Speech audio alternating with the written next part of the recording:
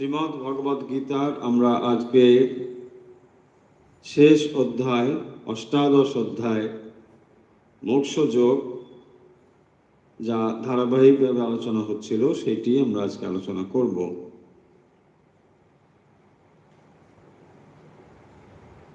আমরা শুরু করছি আজকের অনুধ্যান। আশা করছি আপনারা যারা নিয়মিত আমাদের সঙ্গে যুক্ত থাকেন, যুক্ত হয়েছেন। আমরা শুরু করছি আজকের শ্রীমদ্ ভগবদ গীতা পাঠ।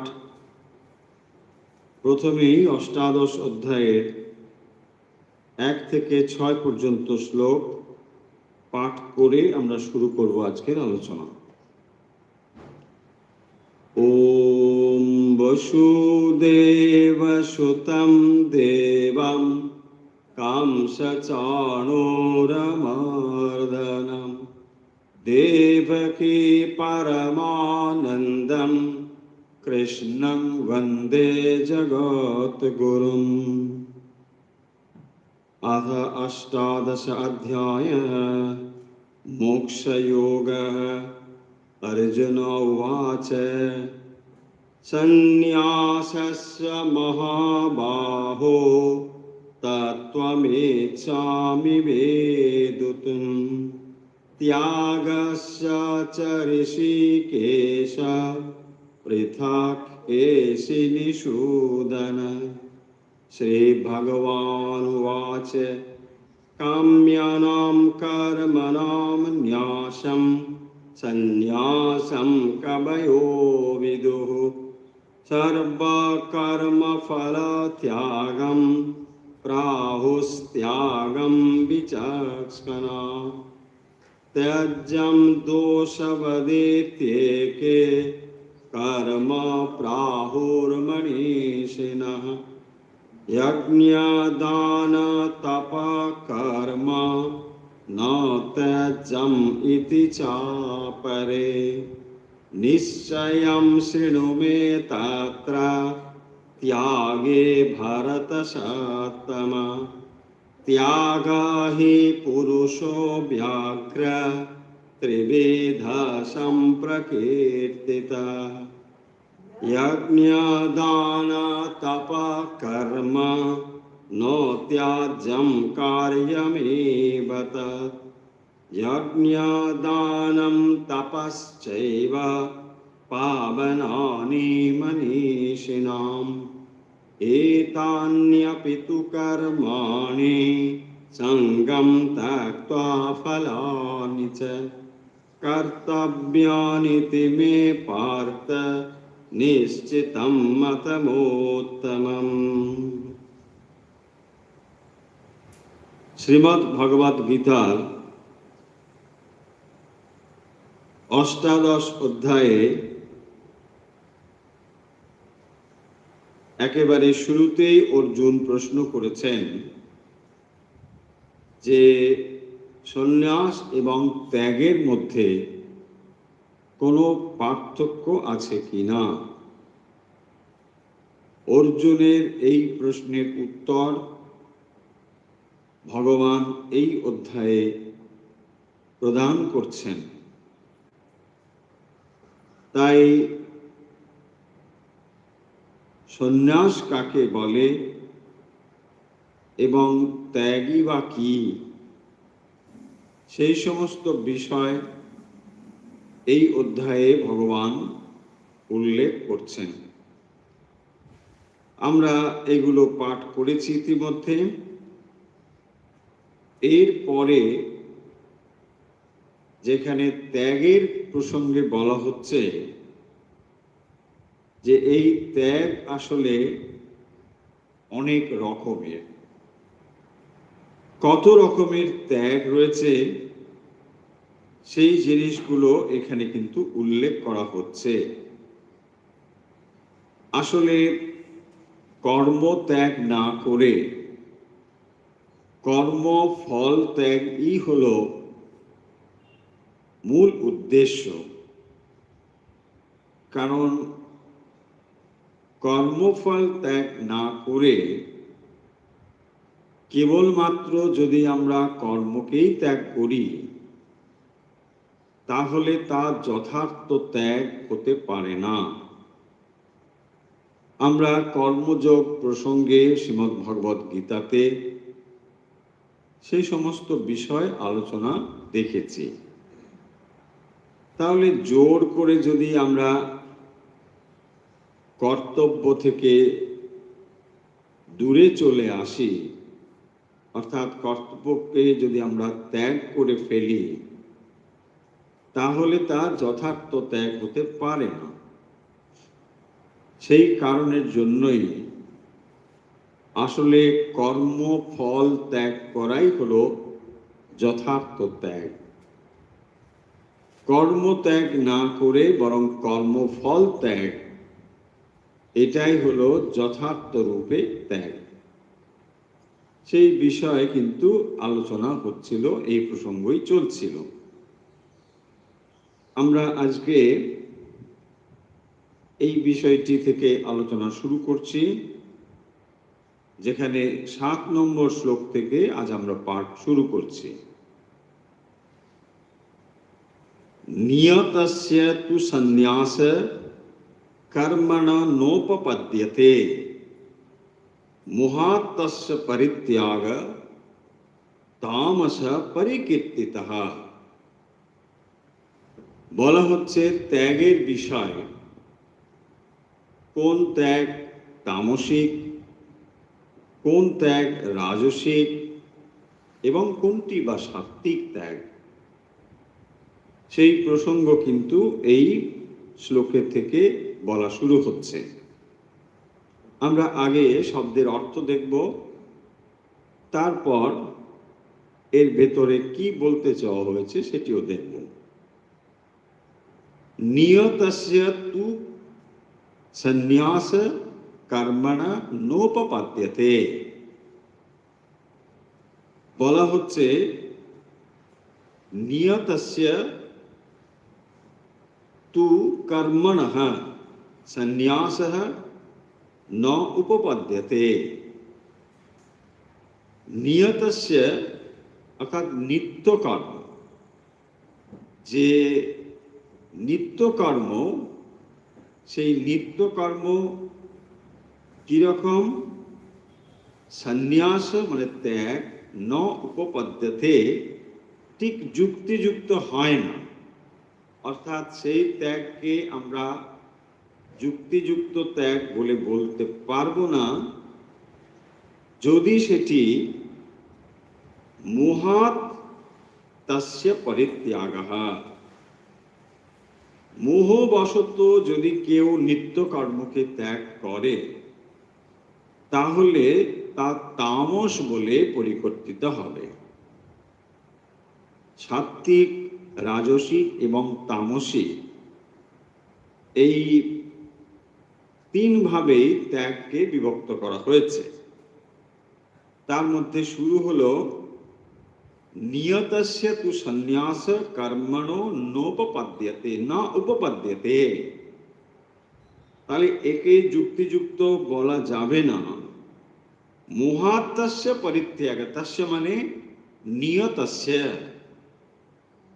নিয়ত কর্ম, অর্থাৎ যেটি নিত্যকর্ম। নিত্যকর্ম মানে যেটা আমাদের রেসপন্সিবিলিটি, যেটা আমাদের ডিউটি, যেটা আমাদের করা কর্তব্য, সেটাই হলো নিত্যকর্ম। সেই নিত্যকর্ম আমরা এড়িয়ে যেতে পারি না। তাই বলছেন নিত্যকর্ম কর্মণা সন্ন্যাস মানে ত্যাগ, ন উপপদ্যতে, এইটি যুক্তিযুক্ত হয় না।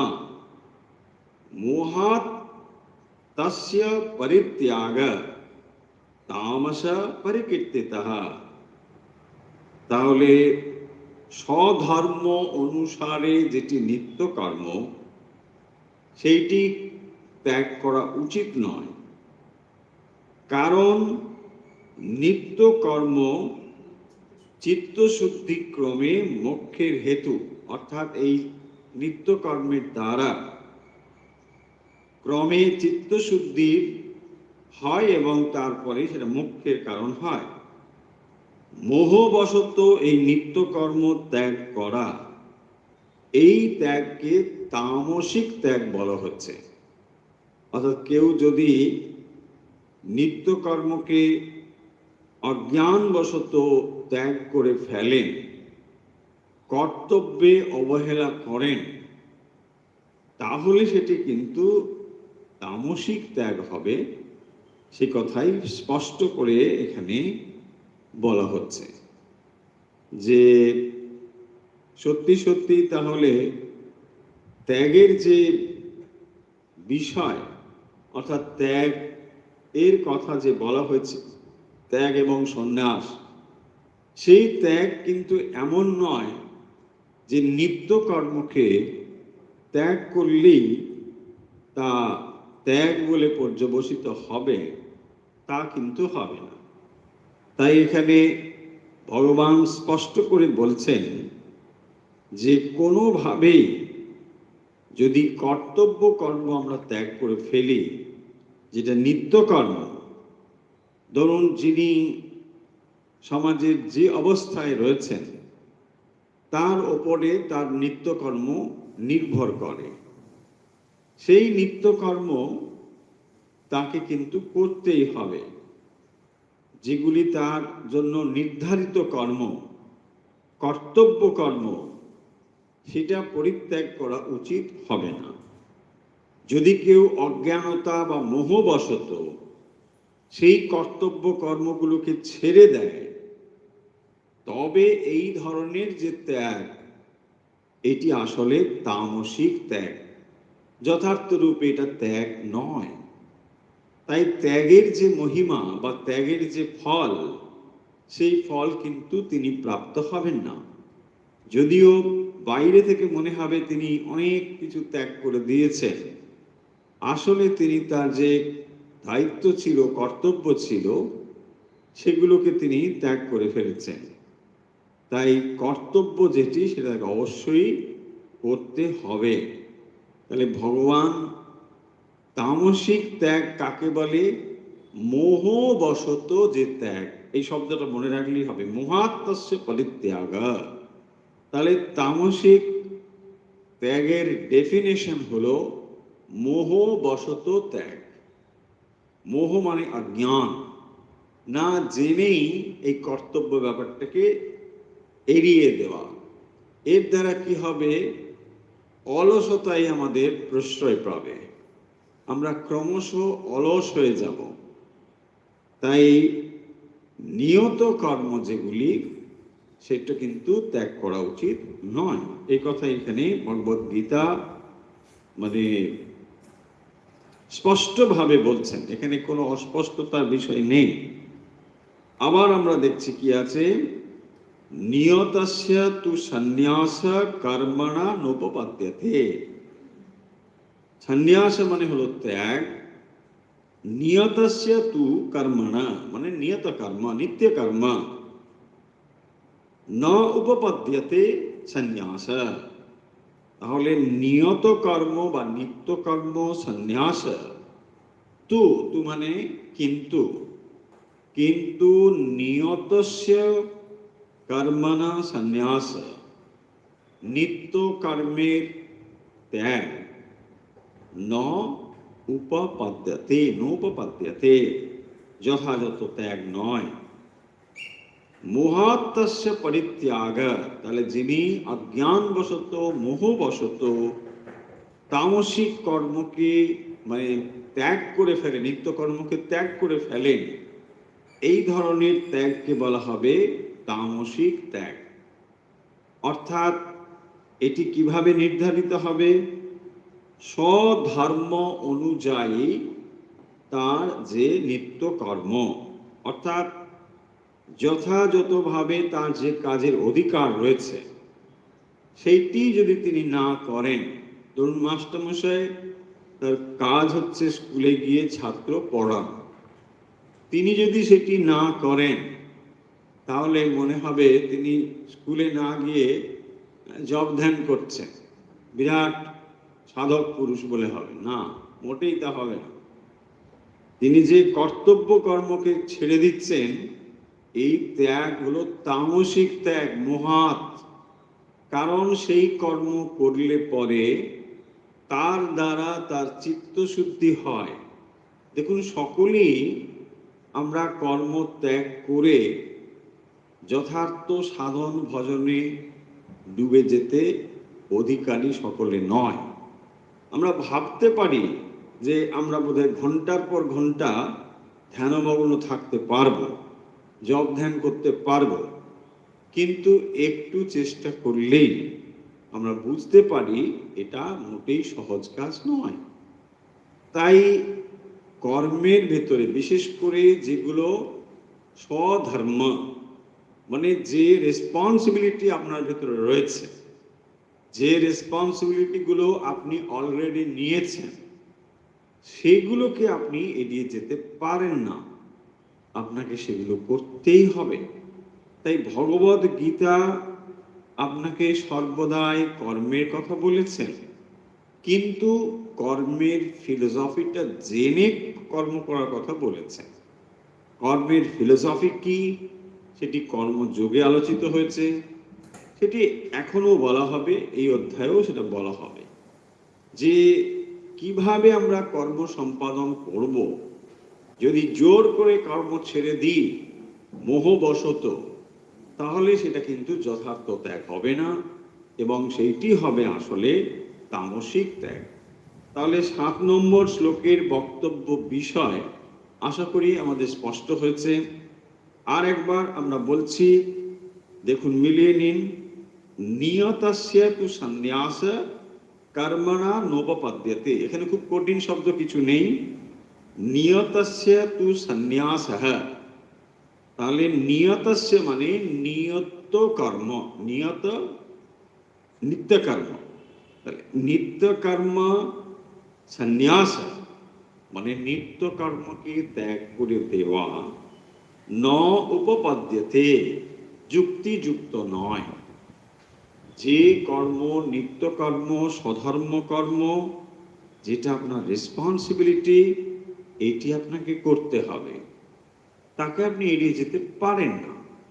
ধরুন, পিতা তার হঠাৎ মনে হলো যে ওসব ছেলের মানুষ টানুষ করার দরকার নেই, আমি এখন মানে তীর্থবাসী হয়ে সেখানেই বসে থাকবো, এটা যথার্থ হবে না। বাইরে থেকে দেখে মনে হবে যে এটাই বোধহয় তার বিরাট ত্যাগ, আসলে কিন্তু মোটেই তার ত্যাগ নয়। তার যেটা ছিল দায়িত্ব, সেটা তার অবশ্যই করতে হবে। আপনারা কথামৃত পড়লে সেখানেও দেখবেন ঠাকুরের জীবনে বা উপদেশে এই ব্যাপারটি রয়েছে। যদি তোমার ওই ধরনের কোনো রেসপন্সিবিলিটি না থাকে, তাহলে তুমি ত্যাগের কথা ভাবতে পারো, সেটা আলাদা ব্যাপার। কিন্তু যদি তোমার কর্তব্য থাকে, সেই কর্তব্যকে তুমি অবহেলা করতে পারো না। তাই বারে বারে এখানে বলছেন নিয়তস্য সন্ন্যাস ন উপপদ্যতে, নিত্য কর্মকে তুমি ত্যাগ করো না, এটা যথাযথ নয়। আর যদি মোহবশত, অজ্ঞানবশত এটাকে ত্যাগ করে ফেলো, তাহলে সেটা অত্যন্ত তামসিক ত্যাগ বলেই পর্যবসিত হবে। তামসিক ত্যাগ ত্যাগই নয়, আসলে সেটা বাইরে মনে হবে একরকমের ত্যাগ, কিন্তু যথার্থ রূপে সেটা ত্যাগ নয়। তাই ভগবান এই 7 নম্বর শ্লোকে যেটি বলা হচ্ছে যে নিত্য কর্ম ত্যাগ করা উচিত নয়, এই হলো এই শ্লোকের মূল নির্যাস। নিত্য কর্ম যেটি, সেটি কিন্তু একেবারেই ত্যাগ করা উচিত নয়। আর নিত্য কর্ম বুঝবো কি করে কোনটা আমার নিত্য কর্ম? না, যে অবস্থার মধ্যে আপনি রয়েছেন, সেটা ধরুন আপনার সামাজিক, পারিবারিক যে পরিমণ্ডলে আপনি রয়েছেন, তার দ্বারাই আপনার নিত্যকর্ম নির্ধারিত। এই নিত্যকর্মগুলোকে আপনি এড়িয়ে যেতে পারেন না, এগুলো আপনাকে করতে হবে। এবং শুধু করতে হবে নয়, এগুলোকে যথাযথ মর্যাদা, গুরুত্বের সঙ্গেই করতে হবে। মানে যা তা করে দিলাম সেটাও নয়। যথাযথ করতে হবে। এই জন্যই করতে হবে যে তার দ্বারা বা এই কর্মের দ্বারা চিত্ত শুদ্ধ হবে। দেখুন, সাধন ভজন আমাদের মন যে বসে না, তার কারণ হলো আমাদের চিত্ত শুদ্ধ নয়। চিত্ত শুদ্ধ হলে সেই শুদ্ধ চিত্ত সাধন ভজনে অবশ্যই অবশ্যই বসবে। যদি সেটি না বসে, তাহলে আমাদের ভাবতে হবে সাধন ভজনের পূর্বে চিত্ত শুদ্ধির কথা। এবং এই চিত্ত শুদ্ধি সম্ভব কর্মের ভেতর দিয়ে। তাই কর্ম যদি আমরা মনে করি যে আমাদের চিত্তকে চঞ্চল করে, এই কথাটাও যথার্থ নয়। কর্ম কখনো চিত্তকে চঞ্চল করে না। কর্মের পেছনে যে দর্শন, সেটা বুঝি না বলেই কর্ম আমাদেরকে চঞ্চল করে। কর্মের পেছনে যদি আকাঙ্ক্ষা থাকে, কর্মের পেছনে যদি ফল লাভের বাসনা থাকে, সেই কর্মই আমাদের চিত্তকে চঞ্চল করে। যদি কর্মের পেছনে কোনো বাসনা না থাকে, তাহলে চিত্তশুদ্ধির জন্য, ভগবত প্রীতির জন্য যদি আপনি এটি করেন, তাহলে তার চিত্ত চঞ্চল করবে না। ধরুন, পিতা তার কর্ম হচ্ছে পুত্রকে বা সন্তানকে মানুষ করা। অনেক দায়িত্বের মধ্যে তার একটি দায়িত্ব। তিনি এটাকে যদি যথাযথ রূপে করেন, তাহলে এর দ্বারাই তার চিত্ত শুদ্ধ হবে এবং তারপরে সেই শুদ্ধ চিত্তেই তিনি ভগবানের সাধনা করতে পারবেন।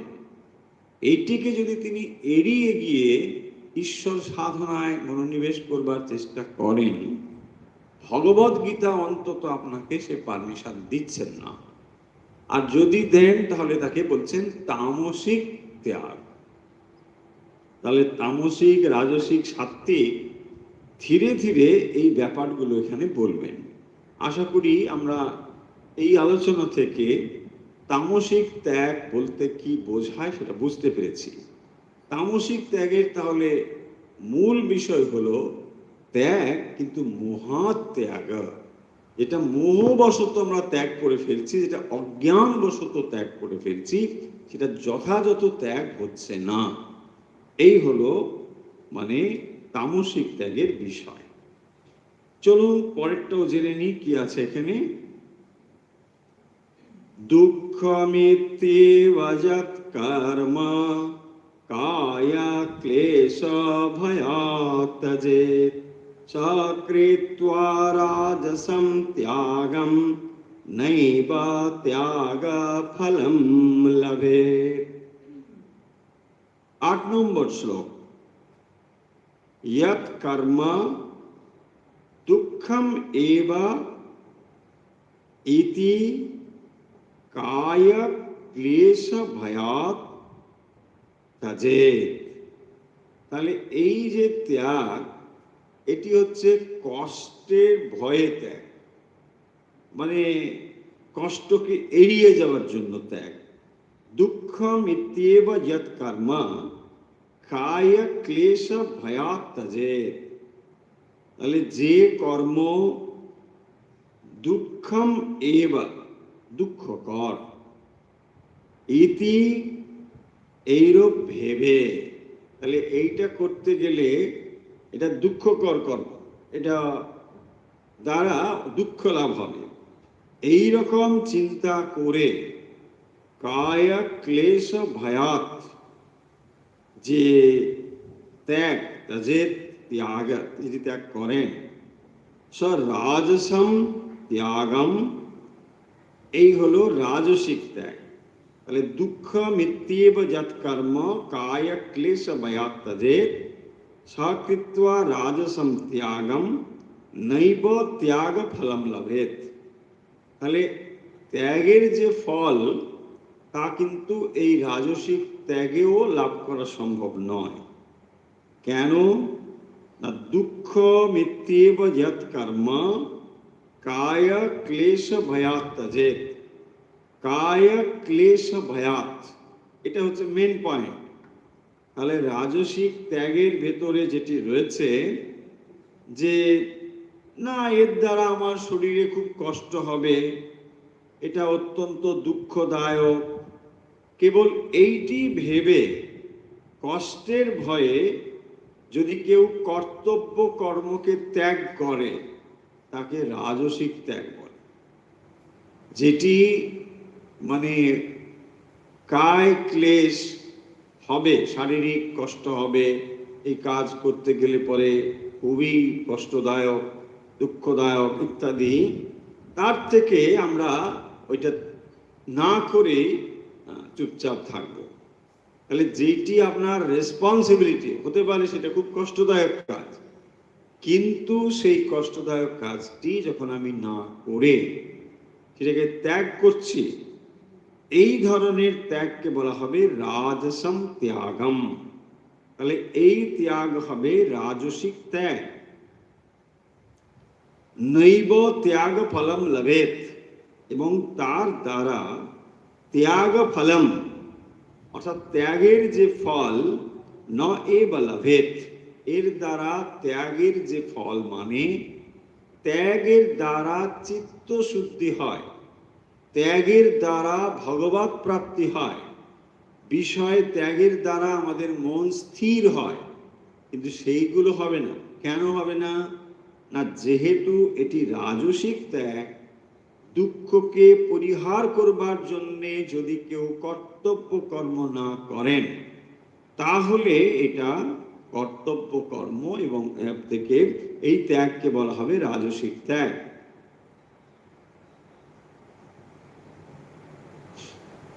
ধরুন আপনি মানে জানেন যে ভোরে ওঠাটা ভালো, কিন্তু আপনি ভোরে উঠবেন বলে হয়তো অ্যালার্ম ট্যালার্মও দিয়ে রেখেছে, কিন্তু মন বলছে এত ভোরে উঠলে আমার শরীর খারাপ করবে, মাথার যন্ত্রণা হবে, খুবই কষ্ট হবে। তখন আপনি কি করছেন? না, বলছে না, আমি ভোরে ওঠা আর হবে না, উঠবো না। অ্যালার্মটাকে টিপে দিয়ে আপনি আবার ঘুমিয়ে পড়ছেন।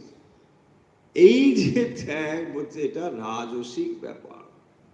তো রাজসিক ত্যাগ হচ্ছে এইরকম, যেটাকে আপনি ভাবছেন, অর্থাৎ দুঃখকে পরিহার করবার জন্য যেটিকে আপনি ছেড়ে দিচ্ছেন যে না, আমি এটা করব না। ঠিক সেরকম ভাবে কোনো একটি কাজ যেটা আপনার করা উচিত ছিল, কিন্তু এর দ্বারা মনে হচ্ছে যে শারীরিক কষ্ট হবে, তাই আপনি এটাকে করছেন না। তাই রাজসিক ত্যাগ কাকে বলে? না, দুঃখ মিত্যেব যৎ কর্ম কায় ক্লেশ ভয়াৎ ত্যজেৎ।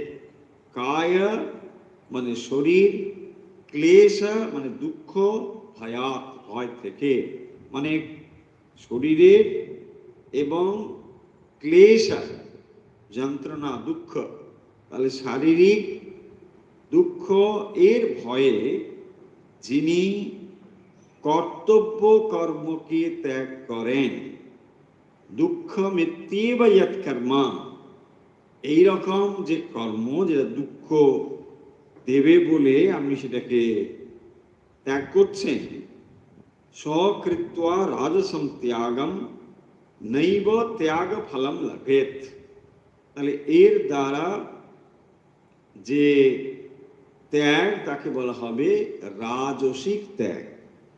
এবং যেহেতু এটি যথাযথ ত্যাগ নয়, তাই ত্যাগ ফলম না লভেত, নৈব ত্যাগ ফলম লভেত। তার মানে যথাযথ রূপে এটাকে ত্যাগ বলা যাবে না, এটা ত্যাগ নয়। তাহলে 8 নম্বর শ্লোকের অর্থ আমরা আরেকবার বোঝার চেষ্টা করি। ত্যাগের ফল হচ্ছে কর্মবন্ধন থেকে মানে মুক্তি লাভ করা। যে ত্যাগ কর্মকে যদি আমরা যথাযথ রূপে ত্যাগ করতে পারি, সেই ত্যাগের ফল হচ্ছে আসলে কর্মবন্ধনের পারে যাওয়া। তাহলে কর্মবন্ধনের পারে যাওয়ার জন্যই তো আমরা কর্মকে ত্যাগ করছি। লক্ষ্য হচ্ছে এটাই যে আমরা কর্মের দ্বারা আমার বন্ধন সৃষ্টি হয়, তাই আমি কর্মকে পরিত্যাগ করছি যাতে কর্মবন্ধন থেকে মুক্ত হতে পারি।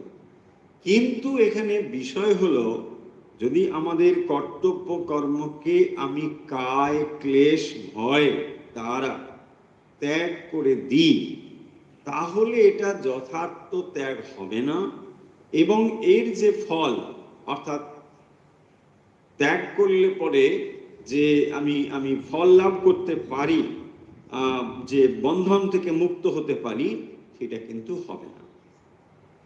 স্বকৃত্বা রাজসম ত্যাগম, সেটি হবে রাজসিক ত্যাগ। নৈব ত্যাগ ফলম লাভেত, তাহলে এর দ্বারা ত্যাগ ফল লাভ সম্ভব হবে না। কর্তব্য কর্ম ত্যাগ, তাতে মোক্ষ লাভ হতে পারে না। তাই কর্তব্য কর্ম অনুষ্ঠান দুঃখকর মনে করে শারীরিক কষ্টের ভয়ে যে ত্যাগ কর্ম, তা হলো আসলে রাজসিক ত্যাগ। তাহলে তামসিক ত্যাগের ভেতরে কি ছিল?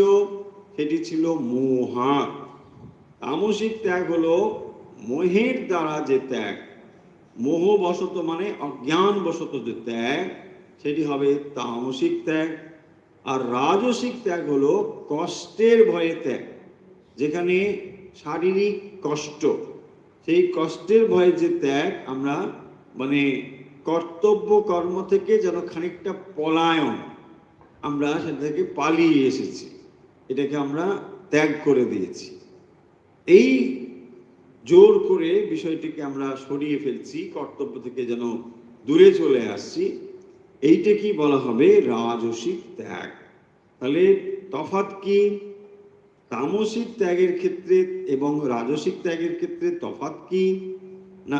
এই তামসিক ত্যাগের ক্ষেত্রে যেটি রয়েছে মূল বিষয়, সেখানে মনে রাখতে হবে মোহাত, মোহবশত অজ্ঞানবশত এই জিনিসটি ঘটেছে। আর রাজসিক ত্যাগের ক্ষেত্রে যেটি মূল বিষয়, সেটি হলো কষ্টকে আমরা ভয় পেয়েছি, কষ্টের ভয়ে কোনো একটি কাজ করতে গেলে সেখানে কষ্ট রয়েছে, শারীরিক কষ্ট রয়েছে, সেইটি ভেবে আমরা সেই কর্মটাকে ত্যাগ করে দিলাম, যে না, এটা আমি করবো না, কিন্তু এটা করা দরকার ছিল।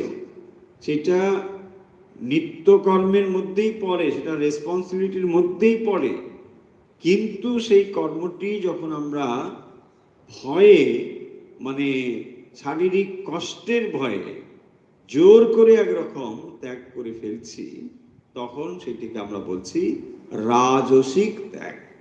তাহলে দুটো তফাৎ বুঝলাম, একটি তামসিক, অপরটি হলো রাজসিক ত্যাগ। চলুন এবারে পরে কি রয়েছে দেখি।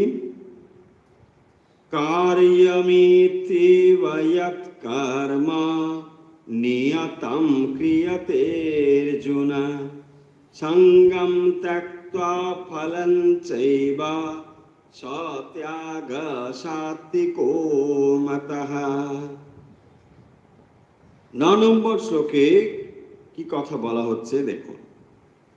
অর্জুনা মানে সম্বোধন করছেন, হে অর্জুন, হে পার্থ, সঙ্গম ফলম চা এবা, সঙ্গম মানে হচ্ছে আসক্তি, ফলম চা এবা মানে আকাঙ্ক্ষা, ফলের আকাঙ্ক্ষা, সঙ্গম ফলম চা এবা ত্যক্ত্বা, তাহলে আসক্তি এবং ফলের আকাঙ্ক্ষা ত্যাগ করে, কার্যম ইতি এব যৎ কর্ম, যেটি আমার করা দরকার, যেটি আমার কর্তব্য কর্ম, ইতি এইভাবে অবশ্য কর্তব্য রূপে, ক্রিয়াতে সত্যাগ সাত্বিকঃ মতঃ, এইটাই হলো সাত্বিক কর্ম। তাহলে যে কর্ম, যেখানে আমার কর্তব্য, এটি করতেই হবে আমাকে, এই বোধে যখন কোনো ব্যক্তি আসক্তি এবং ফলের আশা সম্পূর্ণ ত্যাগ করে তিনি তার নির্ধারিত কাজটি করেন, তখন তাকে সাত্বিক ত্যাগ বলা হয়। সাত্বিক ত্যাগের মধ্যে তাহলে কি বিষয় অন্য দুটোর থেকে কি তফাৎটা হলো, যে যেখানে কার্যম ইত্যেব যৎ কর্ম, কার্যম কার্যম মানে কর্তব্যম, এটা আমার কর্তব্য, এটা আমাকে করতে হবে, এবং এভাবে তিনি নিয়তম ক্রিয়াতের জন্য, তার যে নিত্য কর্ম তিনি সেটাকে এভাবেই করছেন। কিভাবে করছেন? সঙ্গম ত্যক্ত্বা ফলং চৈব।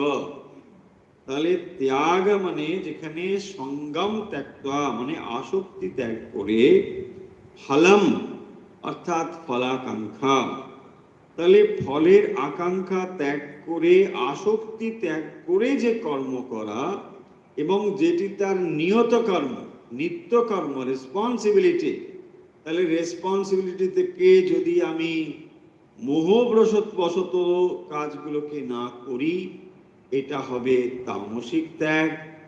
যদি নানা রকম বাধা বিঘ্ন রয়েছে, শারীরিক কষ্ট হবে, এইটি যদি মনে হয়, তাহলে সেই ত্যাগকে আমরা কি বলবো? রাজসিক ত্যাগ। আর সাত্ত্বিক ত্যাগ কিরকম না, সাত্ত্বিক ত্যাগে কিন্তু কর্মত্যাগ একেবারেই নয়, যেখানে কর্তব্য রূপে যে কর্ম সেটা কিন্তু অবশ্যই করা হচ্ছে। তাহলে দেখুন, দুটো ক্ষেত্রে অর্থাৎ তামসিক এবং রাজসিক ক্ষেত্রে বাইরে থেকে তাকে ত্যাগ বোঝা যাচ্ছে, মানে তিনি কাজ করছেন না। তামসিক ক্ষেত্রেও তিনি কাজটা করছেন না, রাজসিক ক্ষেত্রেও তিনি কাজটা করছেন না। দুটোর মধ্যে তফাৎ কি না, একটি ক্ষেত্রে তিনি কাজ করছেন না মোহাত, মোহবশত, অজ্ঞানবশত, আর অপর ক্ষেত্রে তিনি শারীরিক ক্লেশের ভয়ে করছেন না, ভয় পেয়েছেন, শারীরিক ক্লেশের জন্য সেই কাজটি তিনি করছেন না, কিন্তু এটা তার করা কর্তব্য, এটা তার রেসপন্সিবিলিটির মধ্যে পড়ে। তাহলে তার রেসপন্সিবিলিটি, যেটা তার দায়িত্ব, সেইটিকে যদি তিনি এড়িয়ে যান ভয়ে, তাহলে তা হবে রাজসিক ভাবে ত্যাগ করা। আর যদি তিনি মোহবশত করেন, অজ্ঞানবশত করেন, তাহলে তাকে বলা হবে তামসিক। তাহলে সাত্ত্বিক ত্যাগ কি হবে? দেখুন, সাত্ত্বিক ত্যাগ আসলে কাজটাকে ত্যাগ করা নয়। যদি সেই কাজের মধ্যে কোনো শারীরিক কষ্ট থাকে, তবুও তিনি সেটাকে ত্যাগ করবেন না, বরং তিনি সেটাকে অনেক ভালোভাবে সম্পন্ন করবার চেষ্টা করবেন। কারণ যত সময় পর্যন্ত সেটা তার রেসপন্সিবিলিটি, সেটা তাকে করতেই হবে। কিন্তু কিভাবে তিনি করবেন, এইখানেই বিষয়। কর্তব্য রূপে তিনি সেই কর্ম সম্পন্ন করবেন, বাইরে তার কোনোভাবেই বোঝা যাবে না যে তিনি কাজটা করছেন না, কাজটা করবেন। কিন্তু তার পেছনে যে দর্শন রয়েছে, এটি হচ্ছে মূল বিষয়। তিনি কাজ করছেন এই দৃষ্টিভঙ্গি থেকে যে এই কর্ম যেন তার চিত্তকে শুদ্ধ করে। যখন আমরা সাধন ভজনের অজুহাত দিয়ে কর্ম থেকে বিরত হওয়ার চেষ্টা করি, যেটি আপনার দায়িত্ব ছিল, সেই রেসপন্সিবিলিটিকে এড়িয়ে অনেক সময় আমরা মনে করি যে ঠাকুর ঘরেই তো আমি আছি, তাহলে তো ভালো কাজই করছি। না, ভালো কাজ করছি না। যথাযথ রূপে যদি আপনার রেসপন্সিবিলিটি যেটা রয়েছে, আগে সেটাকেই করতে হবে। ঠাকুর ঘরে এসে বসেছেন বলেই যে এটা আমার খুব একটা বিরাট ত্যাগ, এটা বলা হবে না। অন্তত ভগবত গীতা তা বলছেন না। যদি আপনি কায় ক্লেশের ভয়ে এটা না করেন, যে এখানে শারীরিক কষ্ট রয়েছে এই কাজটি, কিন্তু সেটা আপনার করা উচিত, তখন বলছেন এটা রাজসিক ত্যাগ। সাত্ত্বিক ত্যাগ তখনই হবে যেখানে কর্ম তিনি পরিপূর্ণভাবে সম্পন্ন করবেন, কিন্তু এর দার্শনিক দিকটিও তার ভিতরে মানে তিনি লক্ষ্য রাখবেন। কি সেটি না, এখানে বলছেন সঙ্গম ত্যক্ত্বা ফলং চৈব। এই কর্মের পেছনে যে আসক্তি, ফলাকাঙ্ক্ষা, এই দুটো কিন্তু তিনি ত্যাগ করবেন। তার মানে কি? দেখুন, কর্মের পেছনে একটি হলো সরাসরি ফললাভ, আর একটি হলো এর আধ্যাত্মিক ফললাভ। যে কর্ম আপনি সম্পন্ন করছেন দায়িত্ব নিয়ে, সেই কর্মের যা যা ফল সেটা ফলবেই। অর্থাৎ বাহ্যিকভাবে যে কর্মের জাগতিক যে ফললাভ সেটা ঘটবেই, কিন্তু এর পেছনে আর একটি দার্শনিক চিন্তাও রয়েছে, সূক্ষ্ম একটি আধ্যাত্মিক স্তরও রয়েছে। অর্থাৎ আপনি যে কাজটি করছেন, সেটা যেমন কাজই হোক না কেন, অত্যন্ত দায়িত্ব নিয়ে যে কাজটি করছেন, সেই কাজটির পেছনে যে ফললাভ তার দিকে দৃষ্টি না রেখে যদি আপনি এই কর্মটি চিত্তশুদ্ধির জন্য করেন, যেই কর্ম যদি সম্পন্ন হয়, তাহলে আমার চিত্ত যেটা চঞ্চল, যেটা ঠাকুর ঘরে বসাতে পারি না, আমি ভগবানের নাম করলে চারিদিকে মন ঘোরে, তার মানেই হলো যে আমার চিত্ত এখনো শুদ্ধ নয়। আর তাই চিত্তকে শুদ্ধ করবার জন্যে কর্ম হলো একটি উপায়, সেই জন্যেই আমাকে কর্ম করতে হবে। এই দৃষ্টিভঙ্গি নিয়ে কর্মের যে ফলাকাঙ্ক্ষা, সেই আকাঙ্ক্ষা না করে বরং তার আধ্যাত্মিক স্তরে মনটাকে স্থির করে সেই বস্তু লাভের জন্য, অর্থাৎ চিত্ত শুদ্ধির জন্য যদি আমি কর্ম করি, তবেই সেই কর্ম হবে সাত্ত্বিক কর্ম। আশা করি আমরা বুঝতে পারলাম যে কর্ম যেখানে আমরা করছি এখানে টোটাল রেসপন্সিবিলিটি থাকবে, এবং এই কর্ম করবার জন্য যত রকমের সফলভাবে করা যায় সেটা থাকবেই থাকবে, তথাপি এখানে আসক্তি থাকবে না। কেন আসক্তি থাকবে না? না, ফলাকাঙ্ক্ষা নেই বলে। যখন এই কর্মের যে ফল, যা আমরা প্রাপ্ত হই কর্মের দ্বারা, সেই ফল মানে দু রকমের ফল, একটি জাগতিক ফল, অপরটি হলো আধ্যাত্মিক ফল। তাহলে যদি আমার দৃষ্টি থাকে আধ্যাত্মিক ফল লাভের দিকে, তাহলে জাগতিক বস্তু লাভ কি হবে সেটা নিয়ে আমার খুব বেশি মাথা ব্যথা নেই, কারণ এই কর্মের দ্বারা আমার চিত্ত শুদ্ধ হবে। আমি সেই দৃষ্টিভঙ্গিতেই কর্ম করছি, অত্যন্ত দায়িত্ব নিয়ে আমি কর্ম করছি, কারণ কর্ম না করে আমি কর্মবন্ধন থেকে মুক্ত হতে পারছি না। কারণ কর্ম না করে আমি ভাবছি যে আমি ভগবানকে প্রাপ্ত হব ভগবানের নাম করে করে, সেটা অত সহজ বিষয় নয়। সকলেই আমরা বোধহয় সেরকম অধিকারী নয় যে ভগবানের নাম সবসময় আমরা বসে বসে করব, এটাও বোধহয় আমরা সেরকম অধিকারী নই। তাই এইভাবে করতে করতে আমাদের চিত্ত শুদ্ধ হলে সেই শুদ্ধ চিত্তে আমরা তখন ভগবানের নাম করতে পারব। তাই চিত্ত শুদ্ধির জন্য যে দৃষ্টিভঙ্গি নিয়ে আমরা কর্ম করছি, সেখানে যেন একটা সেবার ভাব থাকবে, এবং সেখানে যেন স্বধর্ম ও কর্তব্য এই ভাবটাও থাকবে। এইটি নিয়ে আমরা কর্ম করছি, কিন্তু সেখানে ফলের আশা কিছু নেই। কি ফল হবে, কি লাভ হবে, সেটা নিয়ে আমরা বেশি কিছু চিন্তিত নই। এইভাবেই যদি আমরা কর্মগুলোকে সম্পন্ন করতে পারি, তাকেই বলা হবে সাত্ত্বিক কর্ম। তাহলে আমরা তিনটি জিনিস অন্তত আজকের আলোচনা থেকে স্পষ্টভাবে জানলাম। দেখুন, অনেকগুলো পড়ে তো লাভ নেই, আমরা তিনটে শ্লোক 7, 8, 9 এর ভেতরে ভগবান কি বলছেন না, 7 নম্বরে তামসিক ত্যাগের কথা বললেন, আর 8 নম্বরে রাজসিক ত্যাগের কথা বললেন, আর 9 নম্বরে সাত্ত্বিক ত্যাগের কথা বলছেন। সাত্ত্বিক ত্যাগের কথা বলছেন 9 নম্বরে, কার্যমিত্যেব যৎ কর্ম নিয়তম ক্রিয়তে র্যুনা সঙ্গম ত্যক্ত্বা ফলং চৈব সত্যাগ সাত্ত্বিকো মতঃ। ভগবানের অভিমত মতঃ। তাহলে ভগবান কি বলছেন যে এই কর্মই হবে সাত্ত্বিক কর্ম, বা এই ত্যাগই হবে সাত্ত্বিক ত্যাগ, যেখানে সঙ্গম ত্যক্ত্বা ফলং চৈব, সঙ্গম আসক্তি এবং কর্মফল সেখানে ত্যাগ। এখানে কর্মফল ত্যাগ মানে তাহলে আমরা যেমন তেমন করে কাজ করব, এটাও কিন্তু কাঙ্ক্ষিত নয়, যে আমি তো এর থেকে কিছু পাবো না, ফলে আমি যা খুশি করতে পারি, কিছু পাবো না নয়, তার লক্ষ্য তো রয়েছে। দেখুন, ফলাকাঙ্ক্ষা মানে দু রকমের বললাম। এক হলো জাগতিকভাবে যা প্রাপ্তি, সেই জিনিসটি যেমন যেমন ঘটা সেটা ঘটবেই। কিন্তু যদি আধ্যাত্মিক দৃষ্টিভঙ্গি থাকে তাহলে সেবার মোটিভ বা সেবার ভাব আসবে।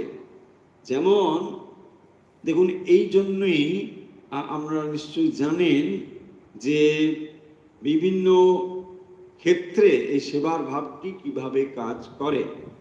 যেখানে দিনের পর দিন দেখবেন সেবা কাজ চলছে, বহু মানুষ সেখানে যুক্ত হন, বিভিন্ন ধর্মের মানুষ সেখানে গিয়ে তারা রাত দিন সেবা করছে।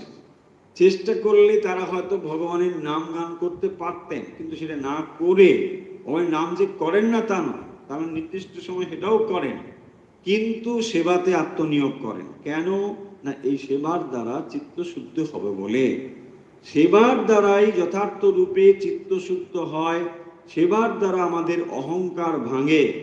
সেবা হচ্ছে এমন একটি শব্দ যার দ্বারা আমাদের ভেতরের যে আকবকগুলো আছে সেগুলো বেরিয়ে আসে। তাই সেবার মোটিভ নিয়ে এই কাজগুলো করতে হবে। যে নিত্যকর্ম আমরা করছি সেই নিত্যকর্মের পেছনে থাকবে একটা সেবার ভাব, এবং এই সেবার ভাব দিয়ে যদি কর্মটাকে আমরা করি স্বধর্ম কর্তব্য রূপে, তাহলে সেটি আমাদের চিত্তশুদ্ধির কারণ হয়। আর এই চিত্তশুদ্ধির দিকে লক্ষ্য রেখে যে কর্তব্য সম্পন্ন হবে, যে কর্তব্য কর্ম, তার দ্বারা কিছু লাভ হয় না তা নয়, তারও অনেক বেশি লাভ হয়। সেটি হচ্ছে পারমার্থিক লাভ, তার আধ্যাত্মিক বিষয়ে লাভ হয়, কারণ তার এই কর্মের দ্বারা চিত্ত শুদ্ধ হয়। তাহলে দেখুন, কর্ম তার জায়গাতে সেটা যেমন, তার থেকেও একটা উচ্চতর অবস্থা রয়েছে। কারণ যে কর্মের একটা যে ফললাভ, এই কর্ম করলে এই ফললাভ, এর থেকেও একটা হায়ার ভ্যালু রয়েছে, এর থেকেও একটা উচ্চতর বিষয় রয়েছে। সেইটি হলো আসলে আধ্যাত্মিক ভাব। যে কাজের দ্বারা ধরুন একজন ছাত্র পড়াশুনো করছেন, এই ছাত্র পড়াশুনো করলে তিনি পরীক্ষায় পাশ করবেন, চাকরিও পেতে পারেন, এটা তার এই দিকের ফললাভ। কিন্তু এই কর্মের দ্বারা তার মন স্থির হচ্ছে, এই পড়াশুনোর ভেতর দিয়ে তিনি যদি সেবার ভাব নিয়ে এটাকে করতে পারেন, তাহলে এটা তার ভেতরে একরকম ঈশ্বর সমর্পণের ভাব তৈরি করবে, এবং এভাবেই তার সেবার মনোবৃত্তি জেগে উঠবে। যে কোনো কর্মের দ্বারা, যেমন ছাত্রের কথা বলা হলো, যে কোনো কর্ম যদি আমরা সেভাবে সম্পন্ন করতে পারি তাহলে সেটাই আমাদের কাছে সেবা হবে, এবং এই ধরনের ত্যাগকে বলা হবে সাত্বিক ত্যাগ। তাহলে আজকের আলোচনা আমরা শেষ করব, যেখানে তিনটি জিনিস আমরা মূলত আলোচনা করলাম। যে ত্যাগ তিনটি স্তরে বিভক্ত, তিন রকমের ত্যাগ হতে পারে। একটি ত্যাগ যেটি আমরা অজ্ঞানবশত করছি, মোহবশত। এই ত্যাগ কি ত্যাগ? দেখুন, কর্তব্য কর্মের ত্যাগ, যেটা আমার নিয়ত কর্ম, মানে যেটা আমার রেসপন্সিবিলিটি, যেটা আমার করা উচিত, সেইটিকে যদি আমি মানে ত্যাগ করে ফেলি। কিরকম ত্যাগ? মোহ জ্ঞানবশত। এই ত্যাগটিকে বলা হবে তামসিক ত্যাগ। আর যেটা শারীরিক কষ্টের ভয়ে ত্যাগ করছি তাকে বলা হবে রাজসিক ত্যাগ। সাত্বিক ত্যাগ হলো যেখানে নিষ্ঠার সঙ্গে সেই কাজগুলো করা হবে, কিন্তু ফলের আকাঙ্ক্ষা ত্যাগ। ফলের আকাঙ্ক্ষা ত্যাগ কথাটা বুঝে নিতে হবে এই জন্য যে ফলের আকাঙ্ক্ষা ত্যাগ মানে সেখানে তাহলে তো কাজটা সব থেকে খারাপ হবে, কারণ তো কিছুই আমি পাবো না এখান থেকে, তা নয়। তিনি এখান থেকে সর্বোচ্চ জিনিসটি পাবেন। যে কর্ম ফল আকাঙ্ক্ষা ছাড়া করা হয় সেখানে তিনি সর্বোচ্চ জিনিস পান। এইটি হচ্ছে আধ্যাত্মিক সাধনা, এবং এই আধ্যাত্মিক সাধনার দ্বারা তার চিত্ত শুদ্ধ হয়। আর শুদ্ধ চিত্ত হলে সেই চিত্তকেই সাধনায় আমরা নিবিষ্ট করতে পারি। তাহলে আশা করছি আজকের আলোচনায় তিনটি জিনিস, যেখানে সাত্বিক, রাজসিক এবং তামসিক ত্যাগ আলোচনা করা হয়েছে। চলুন তাহলে আজকের পাঠ আমরা এখানে শেষ করছি।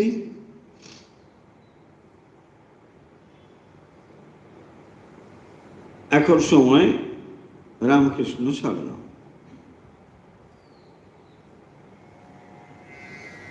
राम कृष्ण शरणं राम कृष्ण शरणं राम कृष्ण शरणं शरणे जय जय राम कृष्ण शरणं राम कृष्ण शरणं राम कृष्ण शरणं शरणे कृपाहि केवलं कृपाहि केवलं कृपाहि केवलं शरणे कृपाहि केवलं कृपाहि केवलं कृपाहि केवलं शरणे जय जय राम कृष्ण शरणं राम कृष्ण शरणं राम कृष्ण शरणं शरणे शरणागतोऽहं